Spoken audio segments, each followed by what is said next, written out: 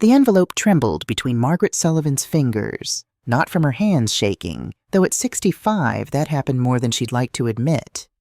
The tremor came from something deeper, a seismic shift in the bedrock of a life she'd carefully rebuilt over 28 years. Cream-colored linen paper, elegant calligraphy. The return address embossed in subtle gold foil. Jessica Sullivan Pierce, 847 Maple Grove Lane.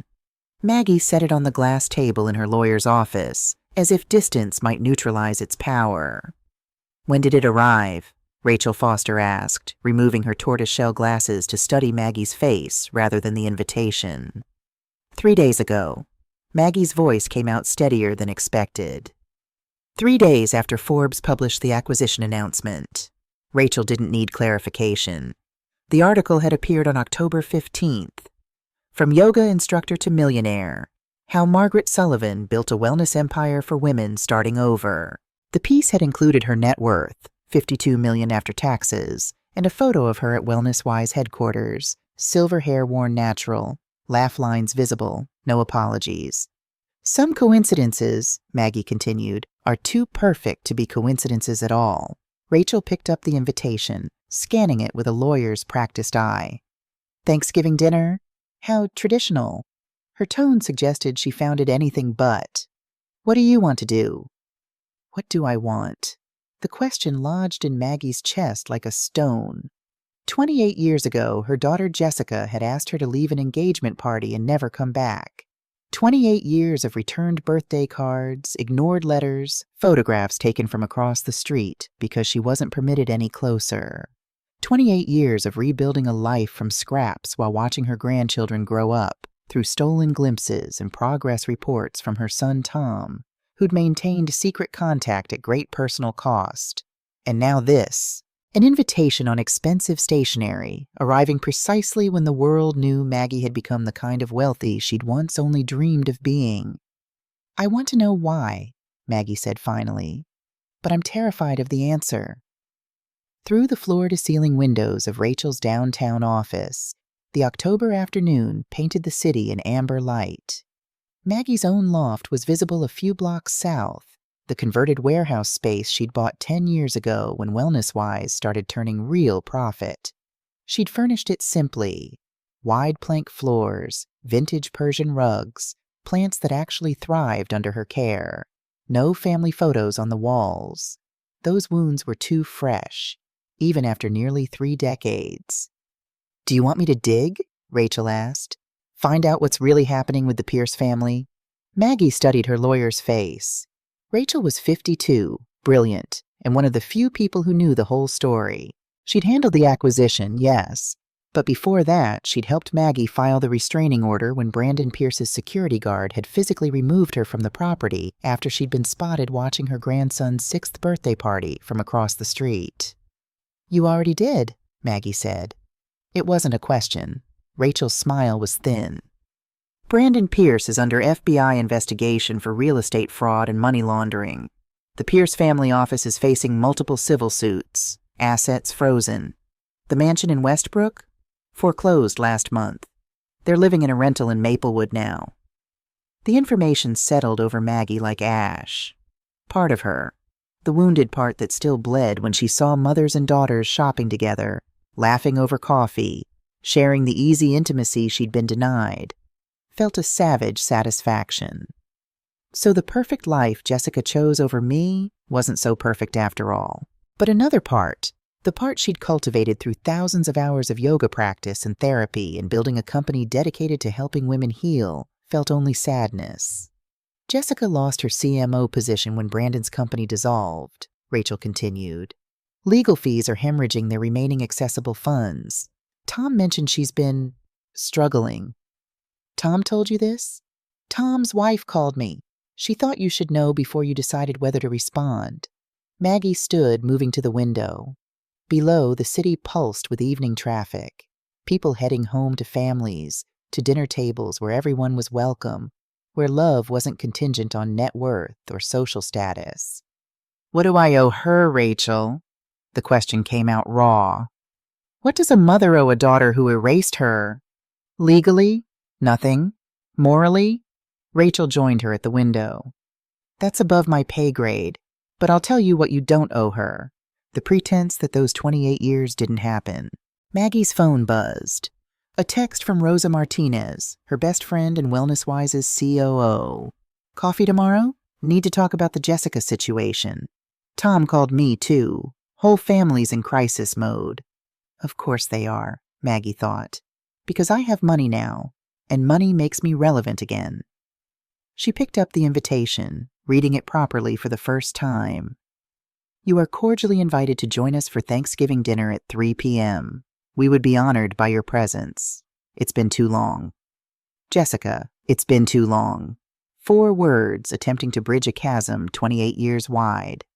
I need to think, Maggie said, tucking the invitation into her bag. A canvas tote from the farmer's market, not designer leather. Some habits from her years of poverty had remained intentional choices. Think fast, Rachel advised. Thanksgiving is 5 weeks away. And Maggie, whatever you decide, I've got your back. As Maggie left the office building, the cooling October air carried the scent of roasting coffee and car exhaust. She walked the 6 blocks to her loft rather than calling a car, needing movement to process the weight of the invitation burning a hole in her bag. 28 years. The number had been her constant companion, marking time like a prisoner counting days. 28 years since that December evening when her daughter's words had severed their relationship with surgical precision. 28 years of wondering if she'd been a terrible mother, if she'd somehow deserved abandonment. 28 years of building a life anyway, because survival was the only alternative to surrender.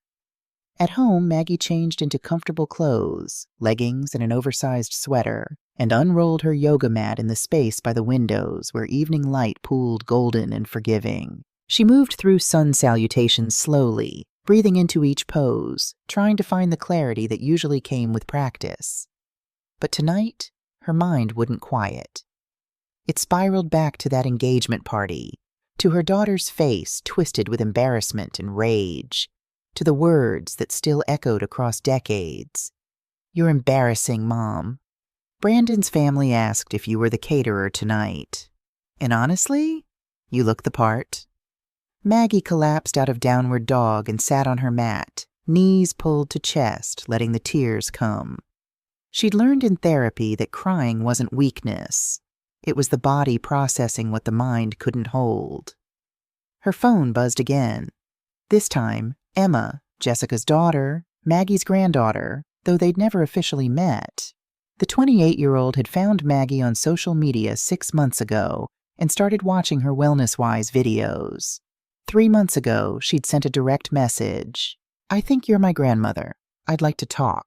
Their secret coffee dates had been revelatory. Emma was a social worker with her mother's sharp cheekbones and Maggie's stubborn chin. She was also the first person in Jessica's family to reach out, not because she needed something, but because she wanted to know the truth. The text read, Did you get the invitation? Mom's freaking out that you haven't responded. I told her that's what happens when you ghost someone for 3 decades. Despite everything, Maggie smiled. Emma had inherited her directness along with her chin. She typed back, Got it. Still deciding. Emma's response came immediately. Whatever you decide, I still want our coffee dates. Your call, Grandma. Grandma. The word wrapped around Maggie's heart like a gentle hand. She'd waited 28 years to be called that by someone who meant it. She put the phone down and returned to her mat, settling into child's pose. In the darkness behind her closed eyelids, she asked herself the question that mattered. What does Margaret Sullivan want? Not revenge, though God knew she'd fantasized about it in the early years. Not reconciliation. That word implied fixing something that might be too shattered to repair. Not even understanding, because she'd made peace with never knowing why Jessica had chosen Brandon Pierce's approval over her mother's love. What she wanted, she realized, was choice. The same choice she'd finally given herself at 53, after the heart attack that had nearly killed her. The choice to stop waiting for permission to live fully. Jessica's invitation was another threshold. Maggie could decline and maintain the hard-won peace of her current life. Or she could walk back into the fire and risk everything she'd built, including her carefully guarded heart. The decision, for once, was entirely hers. And that, Maggie thought as she rose from her mat and moved to her kitchen to prepare tea, was its own kind of power. 28 years earlier, December 1996. The Pierce estate glittered like something from a magazine spread, all white lights and elegant wreaths, and a tree in the foyer that had to be 16 feet tall. Maggie stood just inside the entrance, clutching a gift bag containing the only present she could afford, a hand-thrown pottery vase from a student in her yoga class who worked as a ceramicist. "Mom!" Jessica appeared in a black cocktail dress that probably cost more than Maggie's monthly rent. At 27, her daughter had grown into a polished version of herself, hair professionally straightened, makeup flawless, body whittled thin by what Maggie suspected was more than just healthy eating. "You made it." Jessica's hug was brief, performative. Over her shoulder, Maggie saw Brandon Pierce watching them, his expression unreadable. "Wouldn't miss it, honey." Maggie tried to ignore how her consignment store dress suddenly felt shabby, how her sensible pumps looked clunky next to the designer heels clicking across marble floors. The party was already in full swing. Women in diamonds, men in tailored suits, servers circulating with champagne and canapes. Maggie recognized no one.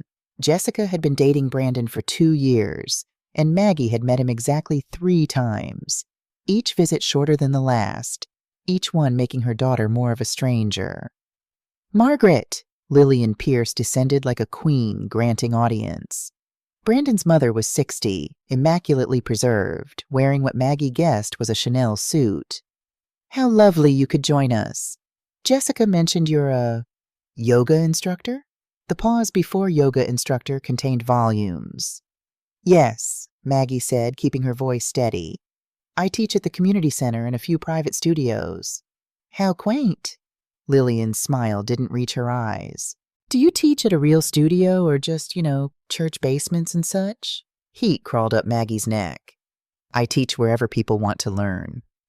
"Of course." Lillian turned to Jessica. "Darling, I need to introduce you to the Hendersons. They're interested in your marketing expertise." And just like that, Maggie was dismissed.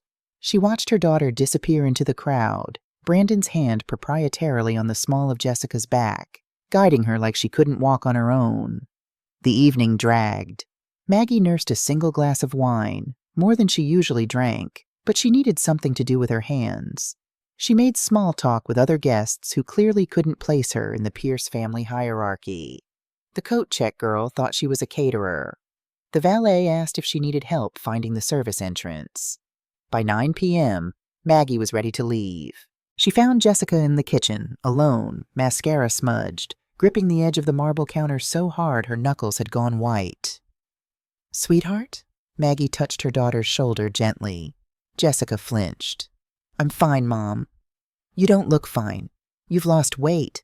And—" Maggie noticed the faint bruise on Jessica's wrist, quickly covered when her daughter tugged down her sleeve. "Honey, are you okay? With Brandon?" "Don't." Jessica's voice was sharp. "Don't start." "Start what? Being concerned about my daughter?"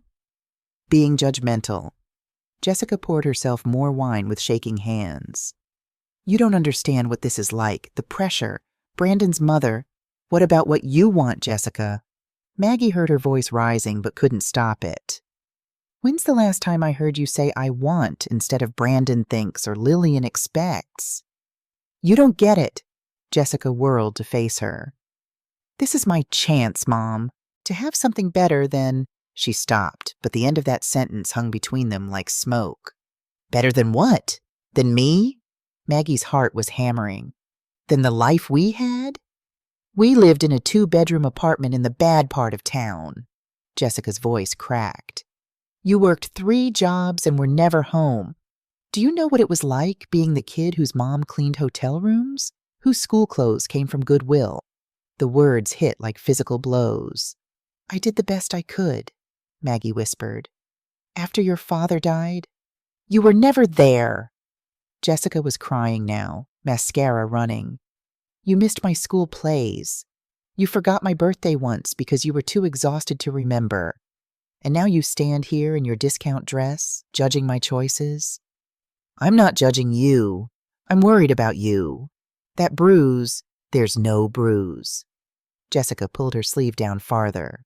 You're seeing things because you want to see problems. You can't stand that I'm building something you never could. Lillian Pierce appeared in the doorway. Not suddenly. She'd been listening. Her smile was cold triumph. Is everything all right? Lillian asked, though her tone made clear she knew it wasn't. It's fine, Jessica said quickly. Too quickly. Margaret, perhaps you'd be more comfortable. Mom needs to leave, Jessica interrupted. Her eyes, meeting Maggie's, were hard, unfamiliar. Actually, I need to tell you something. The kitchen suddenly felt airless. I don't want you at the wedding, Jessica said, each word carefully enunciated as if she'd practiced. You won't fit. With Brandon's family. With the life we're building. The floor tilted. Jessica, Brandon's right. You're toxic. Jessica's voice grew stronger, fed by something. Rage? Fear? Lillian's satisfied presence? Always making me feel guilty for wanting more than scraping by. For wanting better than what you had. I wanted better for you, too, Maggie said. Her voice sounded strange in her own ears. That's why I work those jobs. That's why you have nothing, Mom. No husband, no career, no real future. And I won't let you drag me down with you. The kitchen door swung open. Brandon stepped in, his expression suggesting he'd been waiting for his cue. Everything okay, babe? He put his arm around Jessica, and Maggie saw her daughter lean into him like he was the only solid thing in the room. My mother was just leaving, Jessica said. Jessica, please. Maggie reached for her. Don't. Jessica stepped back. Don't call. Don't write. Don't show up at the wedding. I mean it, Mom. You're embarrassing. Brandon's family asked if you were the caterer tonight. And honestly, you look the part. The cruelty of it stole Maggie's breath. Is that really what you want? She managed. Jessica lifted her chin, my chin, Maggie thought wildly, and said, yes. Maggie left through the service entrance, walking past surprised catering staff to her 14-year-old Toyota in the back lot. Rain had started falling, cold December rain that soaked through her discount dress before she could get the car door open. She sat in the driver's seat, shaking too hard to put the key in the ignition, and waited for the sob to come. It didn't. She was too shocked for tears. You're toxic, you're embarrassing, you look the part. She'd sacrificed everything, meals, dentist appointments, new clothes, her own education, to give Jessica opportunities. And her daughter had just returned those sacrifices like they were defective merchandise. Maggie drove home to her apartment, the one Jessica had called the bad part of town. She let herself in, stood in the small living room surrounded by secondhand furniture and photos of a daughter who no longer wanted her. And finally, the sob came. It didn't stop. She cried through the night, through the dawn, through the moment when she should have been getting ready for her shift at the hotel. She called in sick, the first time in 12 years, and lay on the bathroom floor, the tile cool against her burning face. By the second day, she'd convinced herself Jessica would call to apologize. The third day, she was sure of it. By the end of the first week, hope had curdled into something harder. Jessica's wedding announcement arrived in the mail 6 months later. A formal card, no personal note. The ceremony had already happened at the Pierce estate. Maggie learned from her son Tom, poor Tom, caught between loyalty to his mother and maintaining his relationship with his sister, that it had been beautiful. 200 guests, no expense spared. Maggie hadn't been worth mentioning in the ceremony program, Tom reported reluctantly, as if she'd never existed. She sent a gift anyway, the hand-stitched quilt she'd been making for Jessica since her daughter was born, adding squares for every major milestone. The package came back unopened, returned to sender, written in Jessica's handwriting. That was when Maggie finally understood. This wasn't a fight that would blow over. This wasn't a temporary estrangement. Her daughter had amputated her. And somehow, impossibly, Maggie was going to have to figure out how to live with a phantom limb for the rest of her life.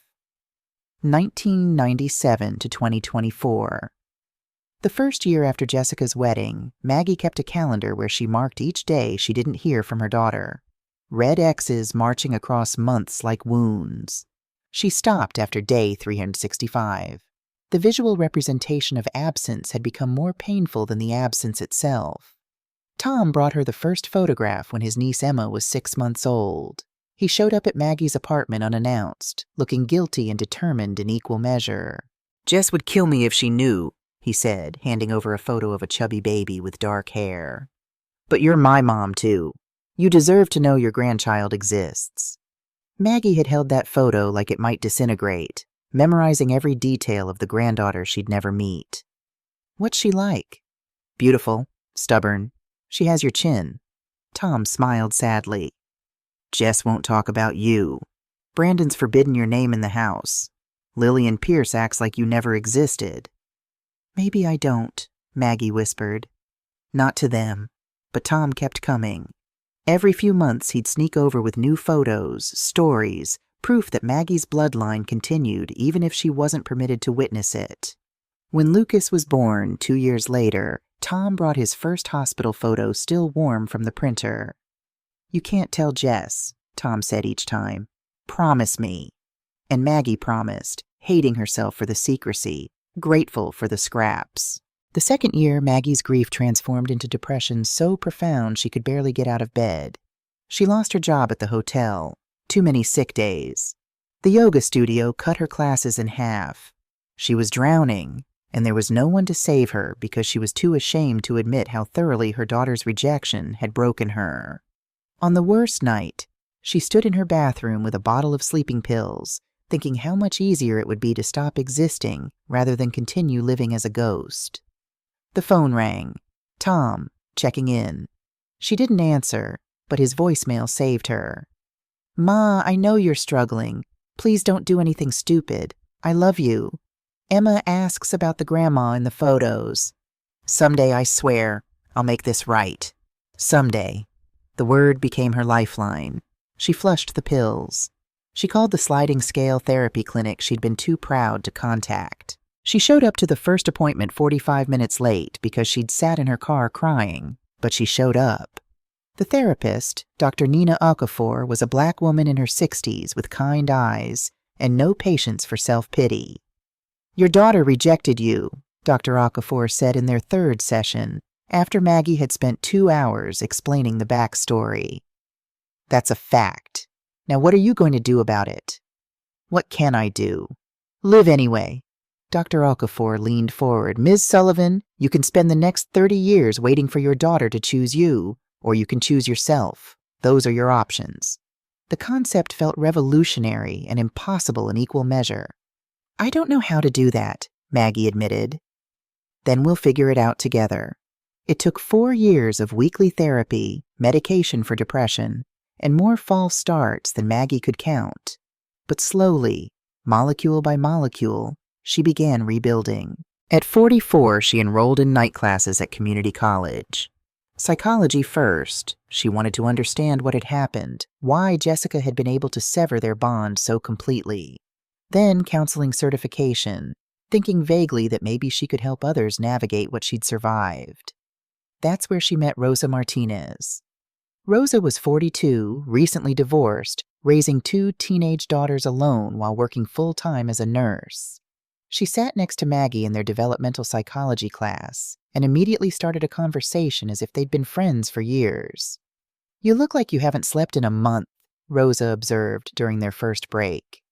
"Kids or existential crisis?" "Both," Maggie offered weakly. "Girl, same." Rosa handed her half a sandwich without asking. "I'm Rosa. Fair warning. I'm nosy. I give unsolicited advice, and I'm probably going to adopt you as a friend whether you like it or not." It was the first time Maggie had laughed in months. Their friendship became one of the load-bearing walls of Maggie's reconstruction. Rosa was practical where Maggie spiraled into overthinking. She was loud where Maggie had learned to stay quiet. She insisted on girls' nights, on celebration of small victories, on treating yourself like you matter even when you're not sure you do. "Your daughter's loss," Rosa said bluntly when Maggie finally told her the whole story. "You're fucking amazing. She'll figure it out eventually." And if she doesn't? Then you'll be amazing anyway. That's how this works. Maggie graduated with her associate's degree at 46. She continued teaching yoga. It had become meditation in motion, the one place her racing mind found stillness. She started offering free classes at the women's shelter, teaching breathing exercises to women escaping abuse, showing them how their bodies could be homes rather than prisons. That's where she met David Park. David was 35, a software developer who volunteered at the shelter teaching coding classes. He was Korean American, quiet and thoughtful, with an easy smile and a gift for explaining complex technology in simple terms. "You're good at this," he observed one evening, watching Maggie guide a circle of women through a trauma-informed yoga sequence. "The way you hold space for them, it's special." "I'm just sharing what helped me survive," Maggie said. Exactly. David pulled out his laptop. "Have you ever thought about reaching out to more people, like online?" "I barely know how to use email." "I could teach you." His enthusiasm was infectious. Video content, streaming classes, building community online. The women who can't physically get to shelters or studios, they need this too. It was a seed planted. Maggie wasn't ready to nurture it yet, still too consumed with just surviving each day. But the seed was there. Then came the heart attack. Maggie was 53, teaching an advanced vinyasa flow class at her regular studio, when her left arm went numb. She finished the class. Years of pushing through exhaustion had trained her to ignore her body's warnings, and collapsed in the parking lot. 3 days in cardiac ICU, stents placed, medication prescribed, stern warnings from doctors about stress and lifestyle changes. Her visitors were Rosa and David. Tom came once, sneaking away from a family dinner, bringing photos of 14-year-old Emma and 12-year-old Lucas. He stayed 20 minutes, terrified of being caught. "I'm sorry, Ma," he said, kissing her forehead. "I'm so sorry you're going through this alone." But she wasn't alone. Rosa slept in the chair beside her hospital bed the first night, refusing to leave. David brought his laptop and showed her funny YouTube videos to keep her spirits up. The women from her shelter classes sent a card signed by 20 people, with messages like, "You saved my life, now save yours," and "Come back to us." On the third night, unable to sleep, Maggie had her reckoning. "I almost died, and I've spent the last 16 years waiting for permission to live fully." Jessica wasn't coming. The grand reconciliation Maggie had secretly hoped for, where her daughter would suddenly realize what she'd lost and come back, repentant, wasn't happening. Jessica was busy raising Emma and Lucas, building her career, being Mrs. Brandon Pierce. She'd moved on as if Maggie had never existed. It was time for Maggie to do the same. Not to stop loving Jessica, she couldn't turn that off any more than she could stop her heart from beating, but to stop organizing her entire existence around Jessica's absence. "I'm 53 years old," Maggie thought, watching the IV drip carry medication into her veins. "If I'm lucky, I have 20, maybe 30 more years. Do I want to spend them frozen in grief? Or do I want to build something?" The next morning when David visited, she said, "Tell me more about this online platform idea." His face lit up. "Seriously?" "Seriously. I'm done waiting for my life to start." Building wellness-wise was like learning to walk after years of paralysis. Awkward, painful, requiring muscles Maggie had forgotten she had. David handled the technical side, building a simple website where Maggie could upload yoga and meditation videos. Rosa helped with marketing, leveraging her nursing network to spread word about mental health resources for women. Maggie created content in her living room, using a cheap camera and natural light, talking directly to the screen like she was having coffee with a friend. Her first video was titled "Rebuilding After Loss." She didn't mention Jessica by name, but she talked about estrangement, about grief for someone still living, about the particular violence of being erased by someone you'd given everything to. It got 47 views in the first month. Maggie considered quitting. Then the comments started coming. "This is the first time I've heard someone describe what I'm going through. I'm estranged from my son. I thought I was the only one. Your words gave me permission to start living again." The views climbed. 100, 500. Maggie created more content. Yoga for grief, meditation for anxiety, honest talks about single motherhood and financial struggle, and what it means to start over in middle age. A year after launch, A Letter to the Daughter Who Left went viral, 2 million views in 3 weeks. Maggie woke up to dozens of interview requests, think pieces about parental estrangement, strangers sharing their own stories in the comments. Media outlets wanted her to name Jessica, to make it a revenge story. Maggie refused. "This isn't about her anymore," she told Rosa. "It's about everyone carrying this kind of wound. They need to know they're not alone." By 55, WellnessWise had evolved into a full platform, subscription-based yoga and meditation videos, a forum where women could share their stories, live Q&As with therapists and life coaches. The tagline Rosa came up with became their North Star, for women starting over no matter how many times. Maggie's face became recognizable. Women approached her at grocery stores, at yoga studios, sharing their stories of divorce, loss, abandonment, resurrection. She held space for each one, knowing intimately the courage it took to rebuild from rubble. The business grew. 10,000 subscribers. 50,000. They hired staff. Other women starting over, building careers from their own survival stories. They partnered with therapy platforms, added features for community support, created scholarships for women who couldn't afford subscriptions. By 60, WellnessWise had 500,000 paid subscribers and was generating $8 million in annual revenue. Maggie still lived modestly. The same loft, same Subaru Outback, same preference for farmers market vegetables over fancy restaurants. She gave 40% of her income to women's causes, domestic violence shelters, single-parent scholarships, job training programs.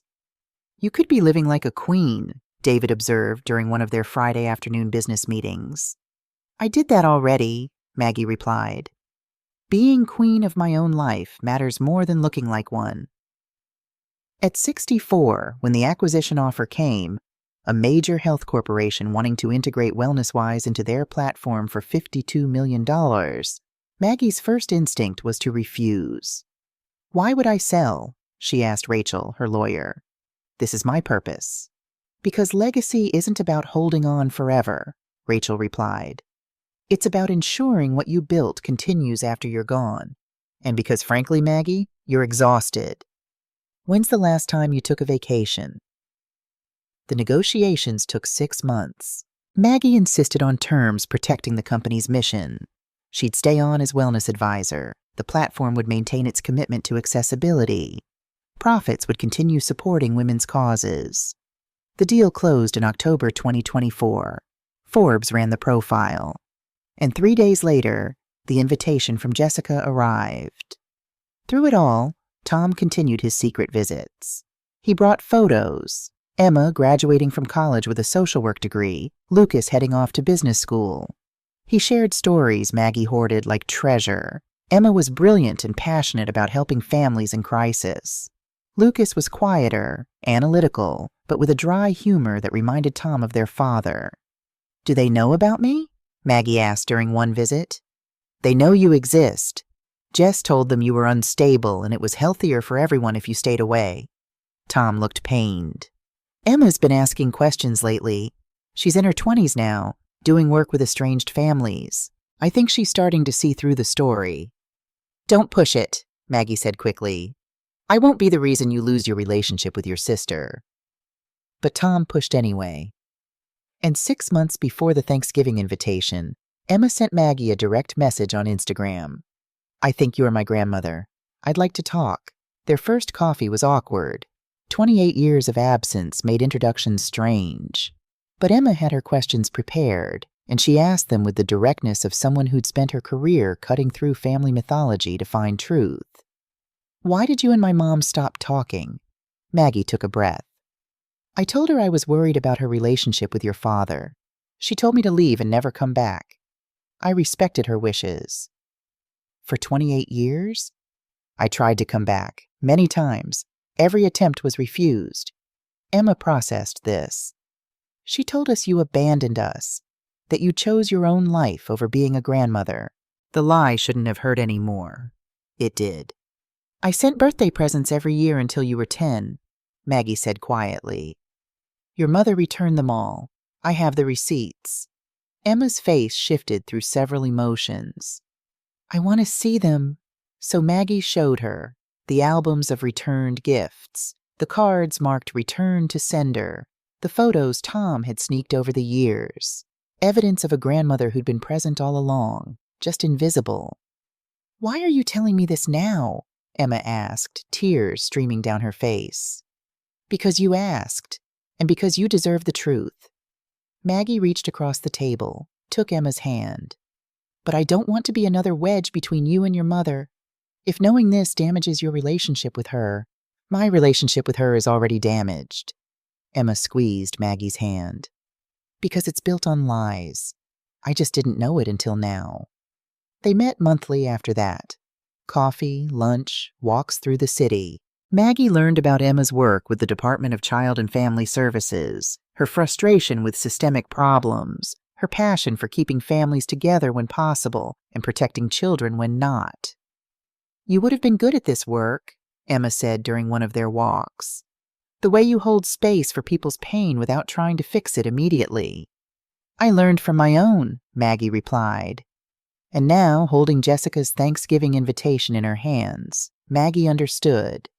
Emma had told her mother about their meetings, and Jessica, facing financial crisis, social disgrace, the collapse of the perfect life she'd chosen, had decided it was time to bring her mother back. Not out of love, out of need. The question was, what was Maggie going to do about it? Maggie arrived at 847 Maple Grove Lane in her Subaru Outback, refusing the hired driver Rosa had suggested. Some entrances required humility, not performance. The house was modest by Pierce family standards, a 1970s split level in need of new siding, with a small yard and a crooked mailbox. This was what downward mobility looked like for people who'd once lived in mansions.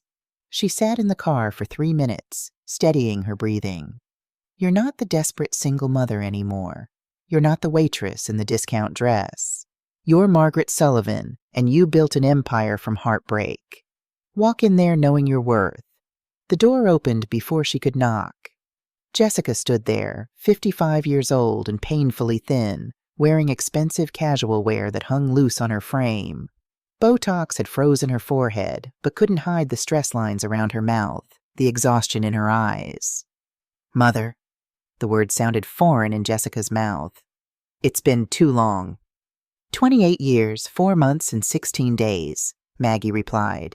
Not bitterly, just factually. Jessica flinched. Please come in. The interior was trying too hard. Designer furniture crammed into small rooms, fresh flowers and expensive vases, everything arranged to suggest the family was doing fine when the house itself whispered otherwise. Brandon Pierce emerged from the kitchen, 57 and still handsome in the way of men who've never had to build character because charm got them everything. His smile was practiced, his handshake too firm. Maggie, good to finally see you after all these years. Finally. As if the estrangement had been mutual, a simple scheduling conflict. Brandon, Maggie kept her voice neutral. Emma appeared behind her father, and Maggie's breath caught. Her granddaughter had her father's height and her mother's bone structure, but that stubborn chin, that was pure Sullivan. Grandma Maggie. Emma's hug was real, fierce. I'm glad you came. Me too, honey. Lucas followed, 26 and uncomfortable, offering an awkward handshake. It's nice to meet you, ma'am. Call me Maggie. Or Grandma if you want. She smiled at him gently. Ma'am makes me feel ancient. They moved to the dining room where the table was set with china that had probably been rescued from the mansion sale. The food was catered. Jessica had never been much of a cook, another skill Maggie had never had time to teach her. The meal began with strained small talk. Brandon asked about wellness-wise with the fake interest of someone who'd memorized talking points. Jessica kept jumping up to check on dishes that didn't need checking. Lucas stared at his plate. Only Emma seemed willing to engage authentically. So, Grandma, how did you decide to start the company? Emma asked. I had a heart attack, Maggie said simply. Woke up in the hospital and realized I'd spent 16 years waiting for my real life to start. Decided to start it myself instead. Jessica's fork clattered against her plate. That's when I met David Park. He's my co-founder. He suggested putting my yoga teaching online. I thought he was crazy. Maggie smiled at the memory. Turns out he was right. David Park, the tech investor? Lucas looked up, suddenly interested. He's your business partner? He is. Smart as hell, patient as a saint. He taught me everything about technology while I taught him everything about actually listening to women's needs, instead of assuming we want what men think we want. Brandon cleared his throat. That must have been quite a learning curve.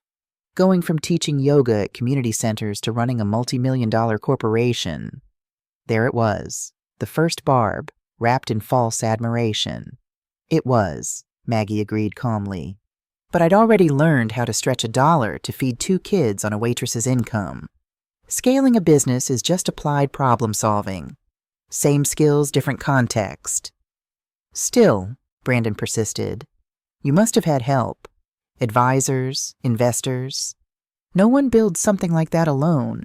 No one builds anything worthwhile alone, Maggie said. I had David's technical expertise, Rosa's business sense, and an entire community of women who'd survived what I had. That's the advantage of starting later in life. You're not trying to prove you're the smartest person in the room. You're trying to build something that actually helps people. The doorbell rang, startling everyone. That'll be Tom, Jessica said, standing quickly. I invited him. Hope that's okay? Tom entered like a man walking into an ambush, shoulders tense, eyes darting between his mother and sister. But when he saw Maggie, his face softened. Hey, Ma. His hug was longer than Jessica's, genuine. You look good. You too, honey. Tom's wife, Kelly, followed, then their 2 teenagers. Maggie's other grandchildren, who actually knew her, who called her Nana Maggie, and sent her TikToks she didn't understand but appreciated anyway.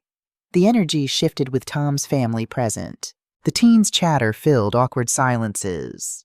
Kelly asked about Maggie's loft renovation. Tom sat beside his mother like a physical barrier between her and potential harm. It was during dessert that Brandon finally stopped performing. Maggie, I'm glad you're here. We should discuss the situation. His voice had dropped the false friendliness. I'm sure you're aware that you're under FBI investigation for real estate fraud and money laundering, Maggie cut in. Yes, I'm aware. My lawyer did her due diligence before I accepted the invitation. Jessica went pale. Lucas stared at his father with something like disgust. Emma sat back, arms crossed, watching. The accusations are overblown, Brandon started. Dad, stop. Lucas's voice was quiet but firm. Just stop. Brandon turned on his son. Lucas, no. This is exactly what Emma said would happen. We invite Grandma here, pretend it's about family, then hit her up for money to pay your legal fees. Lucas stood. I'm not doing this. I'm going to the kitchen. He left. After a moment, Emma followed. The silence that remained was combustible. Jessica, Maggie said quietly, why did you really invite me here? Her daughter's composure cracked. Tears welled, mascara beginning to run. She'd always been a crier when cornered. Can't a daughter want to see her mother after too long? After 28 years? 3 days after Forbes published my net worth? Maggie kept her voice gentle but unyielding. Let's be honest with each other. We owe each other at least that. Tom put his head in his hands. Kelly quietly collected the teenagers and moved them to the living room. Fine. Jessica's voice hardened, the vulnerability replaced by defensive anger. You want honesty? We're drowning. The legal fees are astronomical. Our assets are frozen. Brandon might go to prison. We've lost everything. The house, our reputation, our future. And I don't know what to do. So you thought of me. You're my mother. Jessica was crying openly now. You're supposed to help. That's what family does. Maggie reached into her bag and pulled out a leather portfolio. She'd known this moment was coming, had prepared for it with Rachel's help. I brought something, she said, opening it to reveal professionally bound documents. 3 irrevocable trusts, established last week. Jessica leaned forward, hope naked on her face. The first is educational.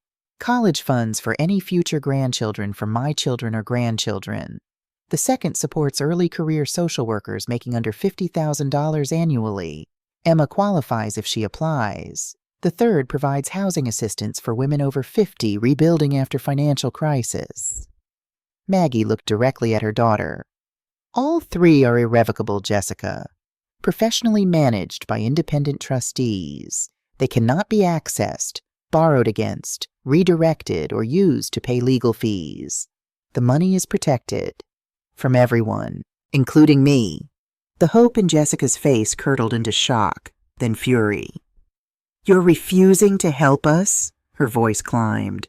After everything? Maggie's calm cracked slightly. Let's talk about everything, Jessica. Every birthday card you returned, every Christmas gift you sent back.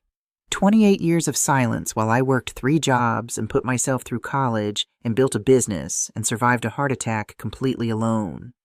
You don't understand what it was like, Jessica shouted.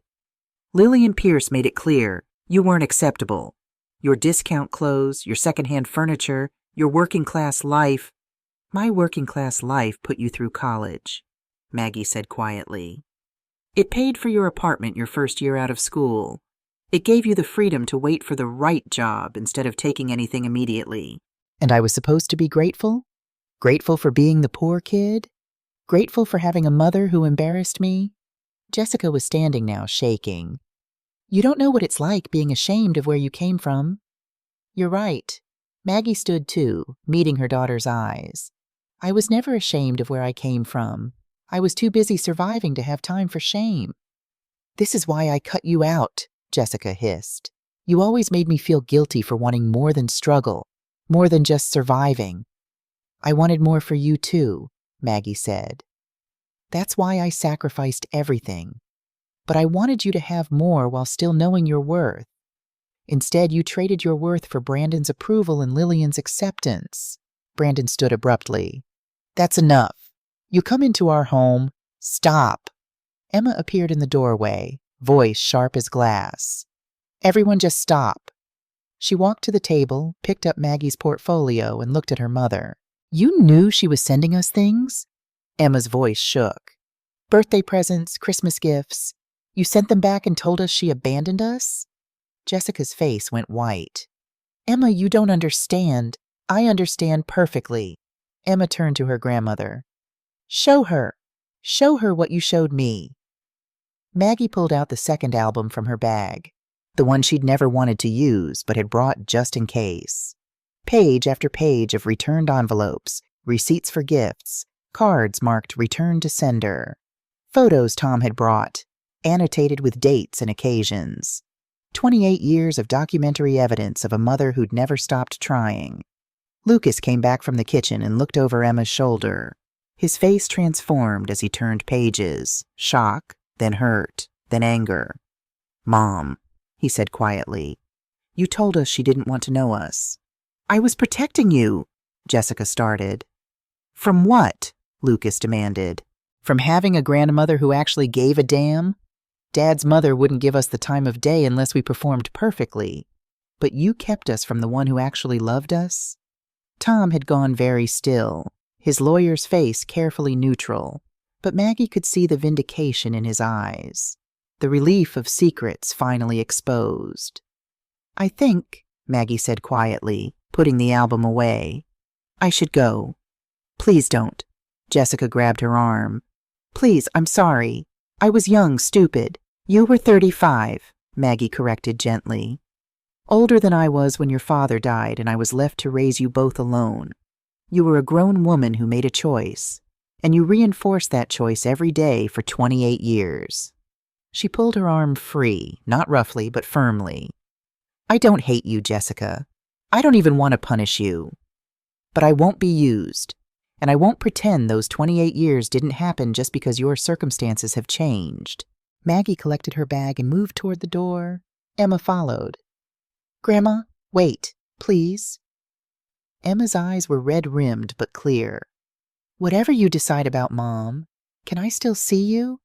I'm not asking because of money or— Yes. Maggie cupped her granddaughter's face. Yes, honey. Monthly coffee stands. That's ours, regardless of what happens with your mother. Thank you. Emma hugged her fiercely. Lucas approached hesitantly. Could I maybe get your number? I'd like to talk sometime. About everything. Maggie smiled through her own tears. I'd like that. She walked to her car, Tom following. Ma, he said as she opened the driver's door. I'm sorry. I thought if she saw you face to face, saw who you'd become. It's okay, honey. Maggie kissed his cheek. You did what you thought was right, but this needs to end differently than you hoped. Some things are too broken to fix. She drove away from 847 Maple Grove Lane as November darkness fell around her. In her rearview mirror, she saw Jessica standing in the doorway, Brandon behind her, both of them watching her leave. 28 years ago, you watched me leave, Maggie thought, and you felt relieved. Today, I'm choosing to leave, and I feel free. The difference, she realized as she navigated the familiar streets toward her loft, was everything. 3 days after Thanksgiving, Emma texted, Can we meet? Just us. I need to talk. They met at the same cafe where they'd had their first awkward conversation 6 months ago. Now, sitting across from each other, the awkwardness had been replaced by something more complicated. Shared knowledge, mutual hurt, and the tentative beginnings of trust. I'm sorry about Thanksgiving, Emma said, wrapping her hands around her coffee cup. I knew what they were planning. I tried to warn Lucas, but I didn't think it would be that brutal. It needed to happen, Maggie replied. 28 years of silence doesn't end with a pleasant dinner and apologies. It ends with truth. Emma nodded, then pulled out her phone. I need to show you something. Mom's been texting me. The messages were a progression of desperation. Emma, please talk to your grandmother. We need her. You don't understand what we're facing. Your father could go to prison. How can she call herself my mother and refuse to help? And finally, I'm sick, Emma. Stage 2 breast cancer. Surgery in January. I need my mother.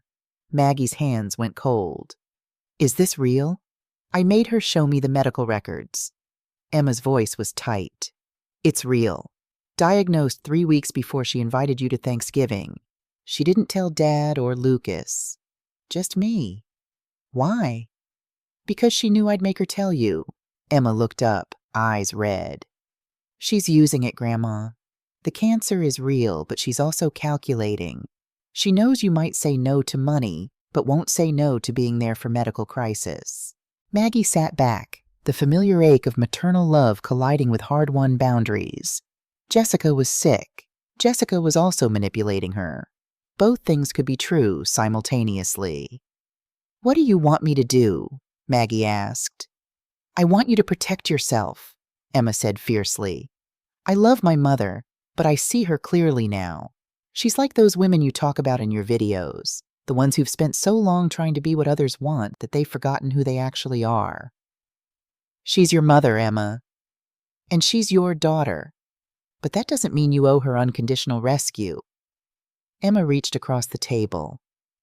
Whatever you decide, I'm still here, your granddaughter, not because of what you can give me, but because I want to know you.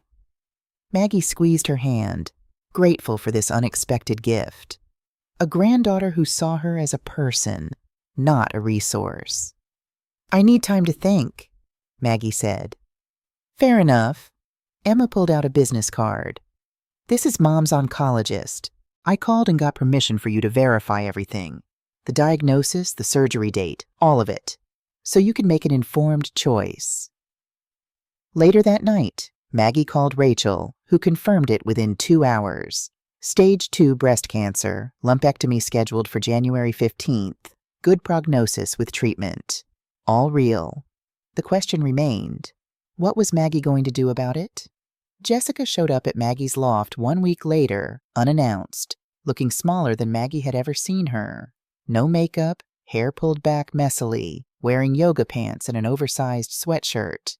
For the first time in decades, she looked like herself rather than the woman she'd been trying to be. How did you get my address? Maggie asked, keeping the door half closed. Tom. Jessica's voice was rough, like she'd been crying. Please, just 10 minutes. Against her better judgment, Maggie let her in. Jessica stood in the middle of the loft, taking in the space. The plants, the yoga corner, the bookshelves filled with feminist theory and self-help and novels.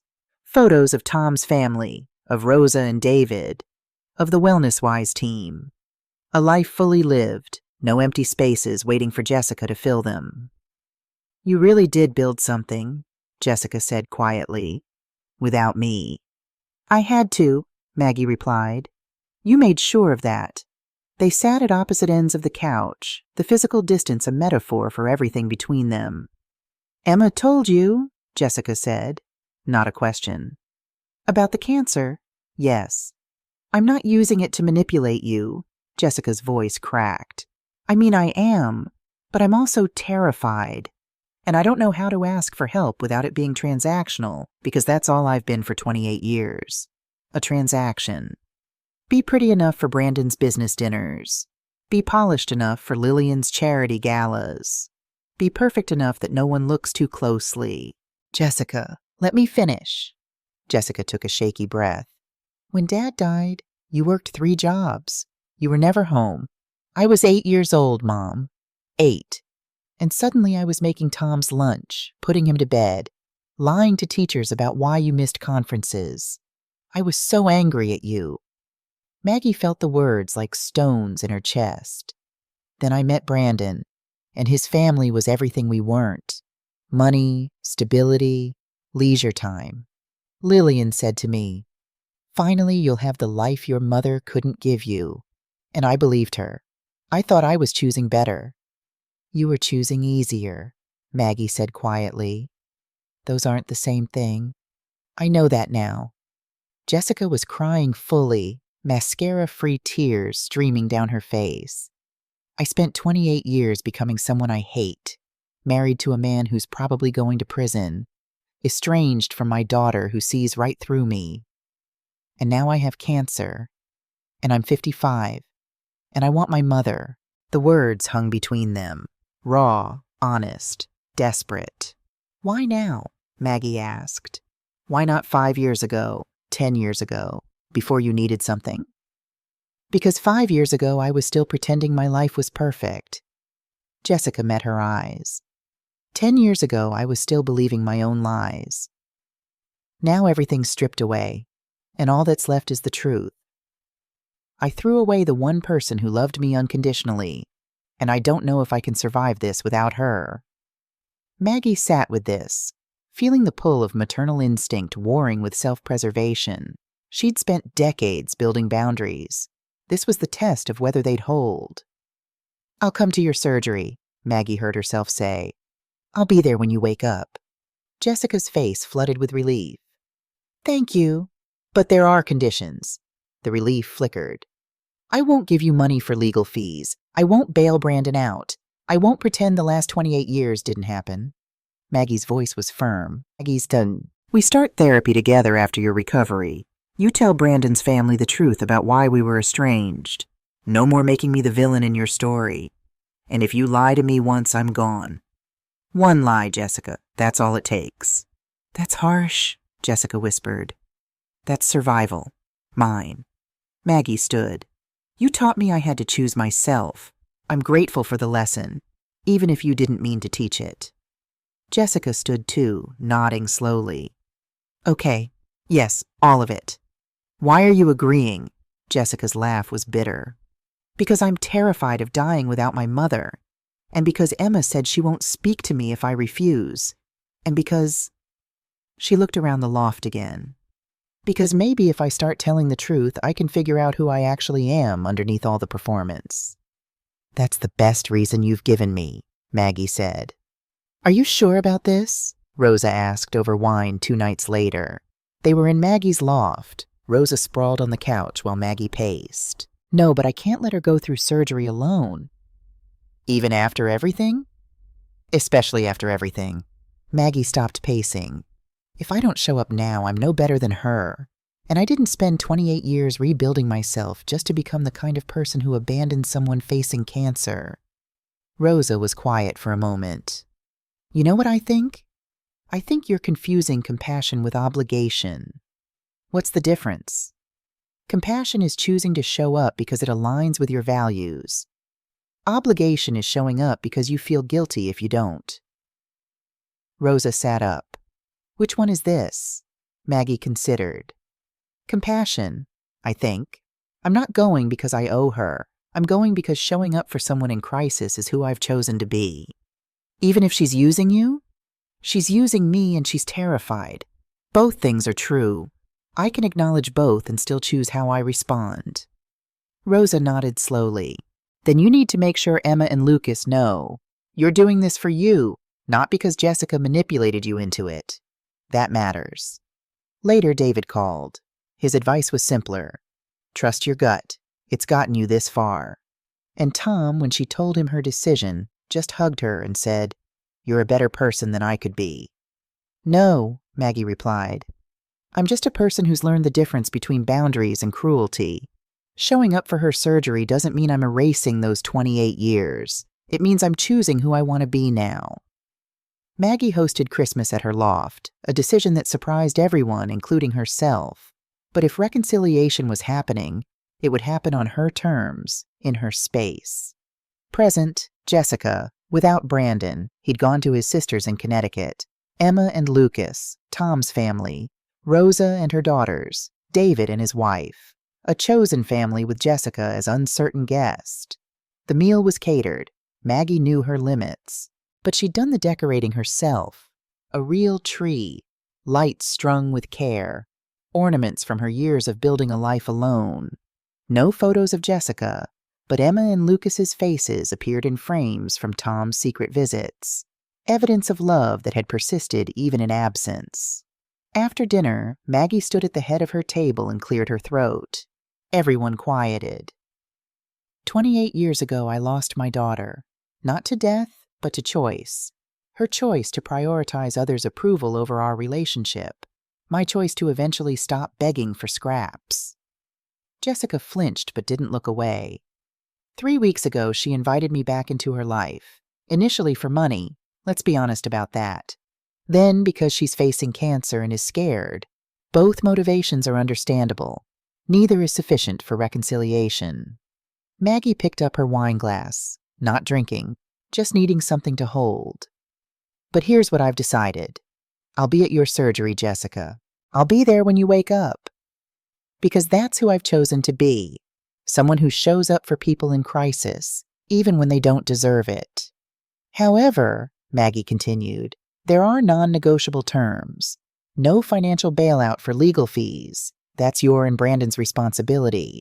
Monthly therapy sessions together after you recover. Public acknowledgement to Brandon's family that you cut me out, not the other way around. Complete honesty. One lie and I'm done.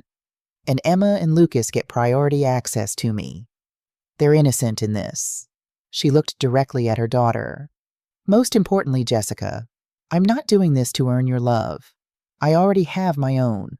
I'm doing this because showing compassion to someone who hurt me doesn't make me weak. It makes me free. Emma was crying. Lucas looked stunned. Tom's smile was proud. Jessica stood slowly. Those terms are fair, more than fair. Her voice shook. I accept. Then let's try, Maggie said. Not to go back, that's impossible, but to build something new from these broken pieces. They raised glasses. Tom proposed a toast to second chances that are earned, not given. Later, Jessica approached Maggie in the kitchen while others were dispersing to various corners of the loft. I don't know how to be your daughter anymore, Jessica admitted quietly. I don't know how to be your mother anymore either, Maggie replied. We'll have to figure it out as we go. What if I mess it up? You probably will. So will I. But we'll try anyway. Maggie handed Jessica a wrapped package. This is for you. Inside was a blank journal, leather-bound and elegant. Write what you couldn't say, Maggie explained. What you were too scared to admit. What you wish you'd said. Share it when you're ready or burn it. Your choice. But get honest with yourself first. That's where healing starts. Jessica held the journal like it was sacred. Thank you. You're welcome. Maggie returned to her guests, leaving Jessica alone with the gift and the weight of beginning again. The therapy was brutal. Maggie and Jessica sat across from Dr. Okafor, the same therapist who'd helped Maggie survive the initial estrangement and excavated decades of hurt. Jessica's rage about Maggie's absence during childhood, Maggie's grief over Jessica's abandonment, the ways they'd both failed each other, loved each other, broken each other. It wasn't healed, but it was honest. Jessica's surgery was successful. Clean margins, no chemo needed. Maggie held her hand in recovery, and when Jessica woke crying, "Mama, Maggie was there," Brandon was sentenced to 12 years for fraud. Jessica filed for divorce. She moved into a small apartment, got a job at a wellness center. The irony wasn't lost on anyone. Started actually showing up to therapy. Emma and Lucas built real relationships with Maggie. Weekly calls, monthly dinners, genuine connection. By the following Thanksgiving, when Maggie hosted again, something had shifted. Not fixed. Healing isn't linear, but shifted. I gave the journal to Emma, Jessica said privately. She read it and said, "Mom, you've hated yourself for 28 years. Maybe stop." "Smart woman," Maggie replied. "She gets that from both of us." Jessica smiled, tentative but real. "Do you think we'll ever be like we were before?" "No. And that's okay. We can't be who we were. But we can be who we are now." They stood on Maggie's balcony, the November evening cool and clear. "Do you forgive me?" Jessica asked. Maggie considered. "I'm working on it.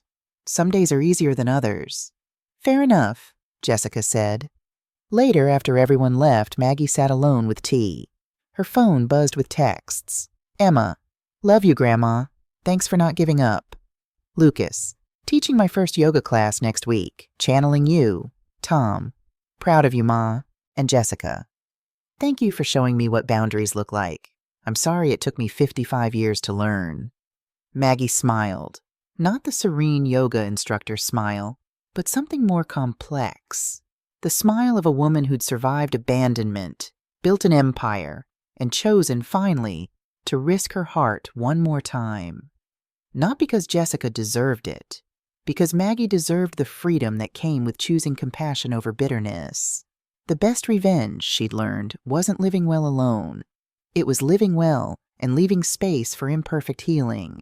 Margaret Sullivan, at 66, had finally learned the difference between forgiveness and letting go, between loving someone and requiring them to deserve it. The story wasn't over, but for the first time in 28 years, it was moving forward, and that was enough.